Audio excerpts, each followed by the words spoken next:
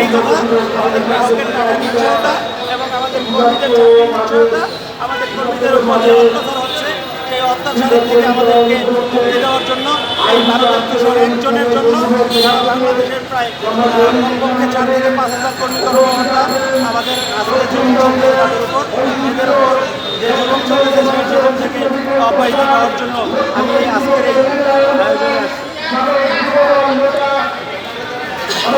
আপনার নাম, আপনার সংগঠনের নাম একটু বলেন। আপনার নাম, আপনার সংগঠন। আমি মোহাম্মদ ইসরাফিল হোসেন, আমি যমুনা লাইফ ইন্স্যুরেন্সের সহকারী ব্যবস্থাপনা পরিচালক হিসেবে আছি। আমি ঢাকা, ময়মনসিংহ, নারায়ণগঞ্জ সহ ব্যবসা করে থাকি। আমার কোম্পানির নাম হচ্ছে যমুনা লাইফ ইন্স্যুরেন্স। আচ্ছা, এই সরকারের কাছে আপনাদের কি দাবি দেওয়া আছে? সরকারের কাছে আমাদের একটাই দাবি, যদিও আমরা জানি এই কোম্পানির মালিক পক্ষরা যারা আছে এরা প্রত্যেকেই আওয়ামী লীগের লোক এবং আওয়ামী লীগের হাই প্রোফাইলের মন্ত্রী ছিলেন। আজকে তারা এই কোম্পানিতে সরাসরি ঠিক না থেকে তাদের যে দুজনজন দর্শককে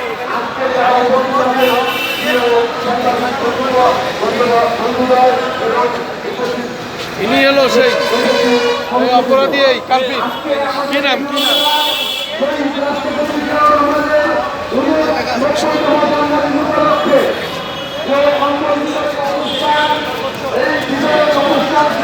সমস্যা